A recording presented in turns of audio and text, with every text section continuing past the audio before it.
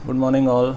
आज हम लोग जो है पोटेंशियल कैसे डिवाइड होता है कैपेसिटेंस में वो हम लोग देखने वाले हैं। ठीक है, मैंने लास्ट वीडियो में आप लोगों को जो बताया था कि सीरीज़ में पोटेंशियल डिवाइड होता है, तो वो मैं आप लोगों को बताने वाला हूँ कि किस तरीके से डिवाइड होता है। ठीक है, तो हम लोग स्टडी करने वाले हैं आज सबसे पहले वोल्टेज डिवाइडर रूल या पोटेंशियल डिवाइडर रूल कह सकते हो।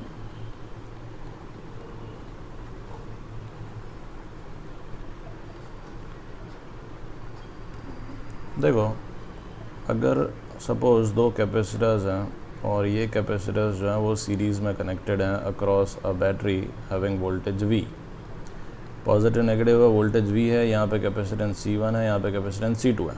ठीक है, तो हमें पता है कि जो चार्ज फ्लो होगा वो यहाँ से सेम चार्ज फ्लो होने वाला है, दैट इज़ Q। दोनों कैपेसिटर के across charge will be same in series, पर जो चीज़ डिवाइड होती है वो है पोटेंशियल। यहाँ पे पोटेंशियल V1 होगा और यहाँ पे पोटेंशियल होगा V2। तो ये V1 और V2 की वैल्यू कैसे फाइंड करनी वो मैं आप लोगों को अभी बताने वाला हूँ। देखो, हमें पता है कि ये इवन मैं लास्ट वीडियो में आप लोगों को बता चुका हूँ कि जो पोटेंशियल है वो किस तरीके से डिवाइड होता है। तो V is Q upon C, और क्योंकि चार्ज कांस्टेंट है which implies V is inversely proportional to capacitance. मतलब जिसका कैपेसिटेंस ज़्यादा होगा उसको पोटेंशियल कम मिलेगा और जिसका कैपेसिटेंस कम होगा उसको पोटेंशियल ज़्यादा मिलेगा। तो इसी के बेसिस पे अगर मैं आप लोगों को डायरेक्ट फार्मूला बताता हूँ पहले, फिर उसका डेरिवेशन बताऊँगा। क्योंकि V is inversely proportional to C है, तो V1 फाइंड करना है तो हम लोग C2 लिखेंगे, और अगर V2 फाइंड करना है तो हम लोग C1 लिखेंगे। इन्वर्सली प्रोपोर्शनल है इसीलिए। फिर into total voltage upon total capacitance, और यहाँ पे भी into total voltage upon total capacitance, जिससे ये कैपेसिटेंस के यूनिट जो है वो कैंसिल होंगे और पोटेंशियल का यूनिट हमें मिल जाएगा। ठीक है, तो ये फॉर्मूलाज हैं वोल्टेज डिवाइडर रूल यूज़ करने का। ये फॉर्मूलाज आते कैसे वो मैं तुम्हें बताता हूँ। तो देखो, क्योंकि V is inversely proportional to C है, तो हम लिखेंगे V1 upon V2 is C2 upon C1। Inversely proportional है इसीलिए। ठीक है, अब हम लोग जो है इसमें 1 ऐड करेंगे दोनों तरफ, तो ये हो जाएगा, यहाँ पे एलसीएम लेंगे तो ये हो जाएगा V1 plus V2 upon V2 is, यहाँ पे हो जाएगा C2 plus C1 upon C1। अब V1 प्लस V2 आप देख सकते हो कि V1 plus V2 total voltage V के बराबर होगा, तो हम लोग V1 प्लस V2 की जगह V लिख देंगे upon V2 is C1 plus C2 upon C1, और यहाँ से हमारे को V2 की वैल्यू मिल जाएगी। V2 is C1V upon C1 plus C2। तो इस तरीके से जो है हमको V2 मिलता है। और अगर आप पहले यहाँ पे उल्टा करोगे, जैसे हमने V1 अपॉन V2 लिखा है उसके जगह आप करोगे V2 upon V1 is C1 upon C2, और फिर आप दोनों तरफ 1 ऐड करके सिमिलरली आप सॉल्व करोगे तो आप लोगों को जो है ये वाला आंसर भी मिल जाएगा। तो ये दो फार्मूलाज आप लोगों को याद रखना है, और इसका एप्लीकेशन मैं आप लोगों को बता देता हूँ किस तरीके से यूज़ होता है। तो देखो, सपोज़ कोई सिंपल सा एग्जांपल है, दो कैपेसिटर्स हैं और आपको सीरीज़ में गिवन है across a battery having potential से 10 वोल्ट। ये है 3 माइक्रोफेरेड और ये है 6 माइक्रोफेरेड। दो कैपेसिटर्स हमने लगा दिए सीरीज़ में। 10 वोल्ट कैसे डिवाइड होता है, तो अगर हमें वोल्टेज फाइंड करना है अक्रॉस 3, तो हमने दूसरा वाला कैपेसिटर लेना है 6 into total voltage upon total capacitance. Total capacitance में यहाँ पे आप लोग जो है सीरीज़ वाला फॉर्मूला लगाने में जाना, डायरेक्ट ऐड करना है 3 + 6। ठीक है, तो ये हो जाएगा दिस इज़ 60 अपॉन 9। 60 अपॉन 9 जो है इसको आप लोग सिंप्लीफाई कर सकते हो, दिस इज़ 20/3 वोल्ट। सिमिलरली अगर वोल्टेज अक्रॉस 6 फाइंड करना है तो दूसरा वाला capacitance low, that is 3 into total voltage upon total capacitance, that is 3 + 6। तो हो जाएगा 30 अपॉन 9, और इसको तुम 3 से करोगे तो 10/3 वोल्ट मिलेगा। ठीक है, तो आप देख सकते हो कि जिसका कैपेसिटेंस कम है उसको वोल्टेज ज़्यादा मिल रहा है, 20/3 वोल्ट मिल रहा है। जिसका कैपेसिटेंस ज़्यादा है उसको कम वोल्टेज मिल रहा है, 10/3 वोल्ट। आप टोटल ऐड करोगे 20/3 + 10/3, वो हमेशा आपको 10 वोल्ट मिल जाएगा। ठीक है। तो इस तरीके से जो है हम लोग पोटेंशियल डिवाइडर रूल करते हैं। अगर आप लोगों को 3 कैपेसिटर्स हो, सपोज 3 कैपेसिटर सीरीज में हो, तो एक वैल्यू ले लेते हैं हम लोग। Suppose this is 2 microfarad, this is 3 microfarad, this is 6 microfarad, और यहाँ पे हम लोग वैल्यू ले लेते हैं 20 वोल्ट। तो 3 कैपेसिटर्स अगर सीरीज़ में हो तो क्या करना है, तो पहले कोई भी 2 का आप लोग कर सकते हो, इक्विवेलेंट फाइंड कर लो कैपेसिटेंस, और फिर ये वाला कॉन्सेप्ट लगा लो। अगर आपको ऐसे नहीं करना है तो फिर आपको जो है पहले चार्ज फाइंड कर लो, Q equal to C V करके सी इक्विवेलेंट निकाल लो, और V तो आपको पता ही है, तो Q is equal to C equivalent into V करके टोटल चार्ज निकाल लो, और हर एक पे चार्ज जो है वो सेम होगा। तो चार्ज पता है, C पता है, हम लोगों को वोल्टेज मिल जाएगा। ऐसे भी हम लोग कर सकते हैं, ठीक है। तो ये तो था पोटेंशियल डिवाइडर रूल। अब मैं आप लोगों को बताता हूँ चार्ज डिवाइडर रूल।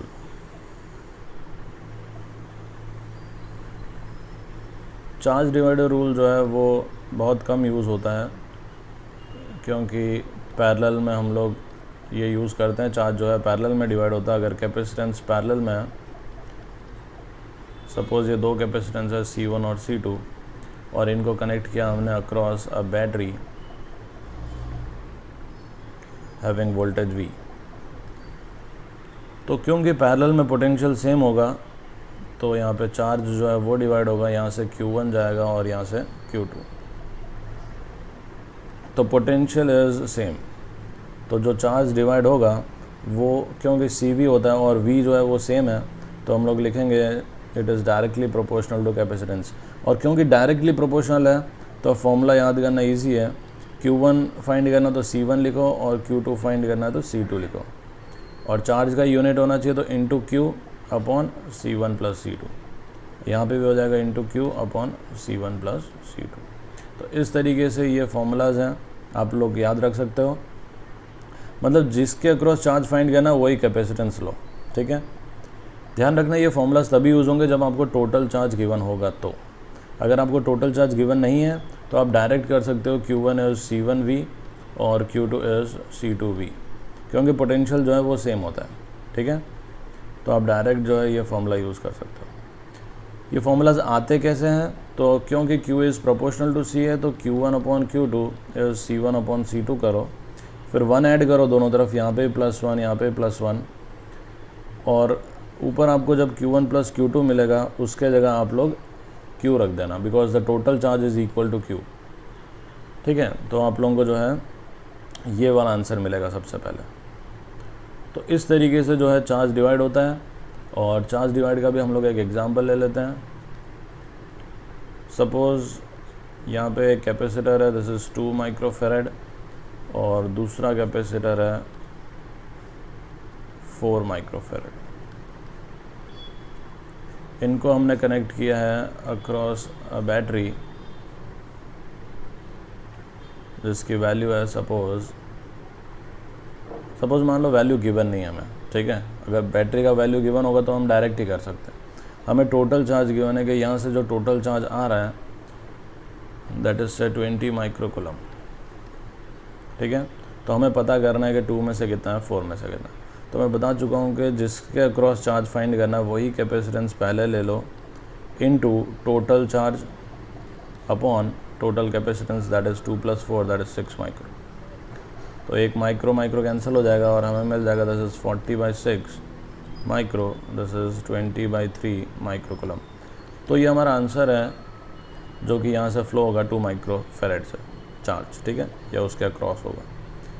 4 से फाइंड करना है तो 4 ले लो, into total charge that is 20 upon total capacitance that is 6, और इसको आप सॉल्व करोगे तो आप लोगों को मिलेगा दिस इज़ 40/3 माइक्रोकूलम।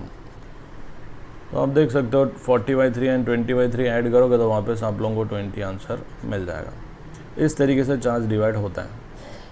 पर अगर आप लोगों को यहाँ पे वोल्टेज गिवन होता तो हम लोग चार्ज अक्रॉस 2 करते हैं, C2 into V that is 2 microfarad into potential, तो हमारे को डायरेक्ट आंसर आ जाता है। Similarly, charge across 4 is 4 microfarad into potential. तो इस तरीके से बच्चों चार्ज और पोटेंशियल जो है वो डिवाइड होता है। अब मैं आप लोगों को एक ऐसा क्वेश्चन बताता हूँ जिसमें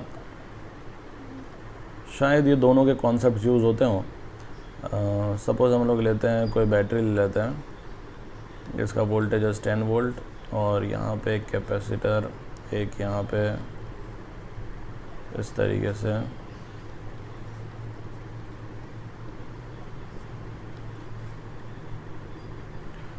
तो यहाँ पे मैंने कैपेसिटर्स ले लिए हैं। वैल्यू में ले लेता हूँ 2 माइक्रो, 3 माइक्रो, कोई भी वैल्यूज़ आप लोग खुद से ले सकते हो, ठीक है। This is 1 micro, this is also 1 micro, ठीक है, दिस इज 2 माइक्रो। तो इस तरीके से मैंने कुछ वैल्यूज़ ले ली और तुम्हें बोला है कि find the charge and potential across each capacitor. तो देखो मेरे ख्याल से चार्ज बाद में हम लोग फाइंड कर लेंगे, पहले पोटेंशियल फाइंड कर लेते हैं। पोटेंशियल फाइंड करना इजी रहेगा, ठीक है। तो सॉल्यूशन देखते हैं। अब देखो यहाँ पे मैंने कल आप लोगों को बताया था कि कैपेसिटर्स जब सीरीज़ में होते हैं तो उनके बीच में से कोई वायर नहीं निकलता है। अगर वायर निकल रहा है तो वो सीरीज़ में नहीं है। तो यहाँ पे कोई भी वायर निकल नहीं रहा है, ये 2 और 3 के बीच में, तो ये सीरीज़ में है। सिमिलरली ये 3 और 6 के बीच में से भी कोई वायर निकल नहीं रहा है, तो ये भी सीरीज़ में है। तो ये तीनों सीरीज़ में हुए, तो पहले इन तीनों के सीरीज़ का आंसर तुम्हें पता होना चाहिए, ठीक है। 6 और 3 सीरीज़ में होता है 2, 2 और 2 सीरीज़ में होता है 1, तो इसका आंसर इज़ 1। तो मैं यहाँ पे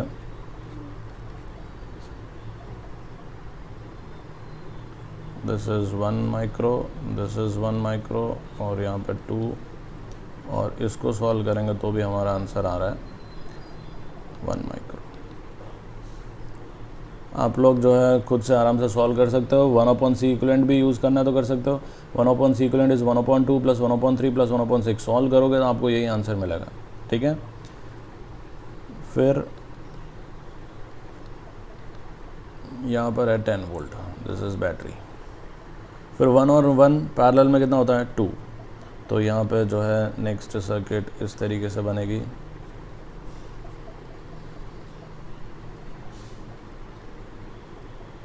दिस इज़ 10 वोल्ट और ये होगा 2, ये होगा 2 और ये होगा 1।